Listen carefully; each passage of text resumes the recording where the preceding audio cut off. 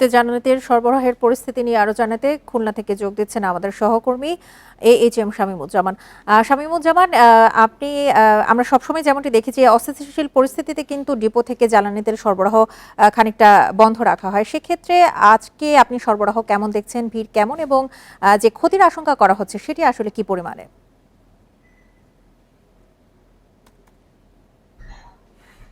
তার আগে যদি আমি একটু বলে নিই যে কারফিউ চলাকালীন খুলনার জ্বালানি তেল সরবরাহ অবস্থা। কারফিউ চলাকালীন সময় যে শিথিল অবস্থা ছিল, শিথিল অবস্থার মধ্যে কিন্তু তেল উত্তোলন এবং পরিবহন হয়েছে বলে কিন্তু আমাদের ডিপো এবং পেট্রোল মালিক কর্তৃপক্ষ কিন্তু আমাদেরকে জানিয়েছেন। তারা যেটা বলছেন যেহেতু যে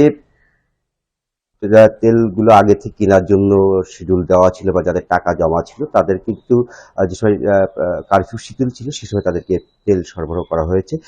যে কারণে আসলে পেট্রোল পাম্পগুলোতে কারফিউ চলাকালীন সময়ে আসলে কিছুটা যে সংকট থাকার কথা ছিল সেই সংকটটা থাকেনি। তারও আরেকটা কারণ ছিল, যেহেতু কারফিউ চলাকালীন সময় স্বাভাবিকভাবে যানবাহন চলাচল কম ছিল এবং যে কারণে জ্বালানি তেলের চাহিদাও কিন্তু কম ছিল। কম থাকার কারণে কিন্তু আসলে যে সংকটটা হওয়ার শঙ্কাটা ছিল সেই শঙ্কাটা আসলে অনেকে শঙ্কাটা যে শঙ্কাটা করেছিল সেটা হয়নি, অর্থাৎ স্বাভাবিক ছিল। তারপরেও যেহেতু কিছু কিছু একটা দুর্যোগকালীন একটা অবস্থা চলছে, একটা অস্থিতিশীল অবস্থা মধ্য দিয়ে গেছে, যে কারণে কিন্তু পেট্রোল পাম্প কর্তৃপক্ষ আর্থিক সংকটের মধ্যেই পড়েছে। তার কারণ কি তারা যেটা বলছেন যে স্বাভাবিকভাবে স্বাভাবিক সময় যেটা যে পরিমাণ বিক্রি হয় সেই বিক্রি কিন্তু হয়নি, যে কারণে কিন্তু তাদের কিছুটা হলে লোকসানে তাদের পড়তে হয়েছে। তারপরেও তারা সেই জি, সংকট কাটিয়ে ওঠার জন্য কিন্তু এখন যে পরিস্থিতি স্বাভাবিক। শামীমুজ্জামান, আমরা আশা করছি এই সংকট যেন দ্রুত কাটিয়ে উঠে আমরা আবারও স্বাভাবিক জীবনে ফিরতে পারি। আপনাকে অসংখ্য ধন্যবাদ।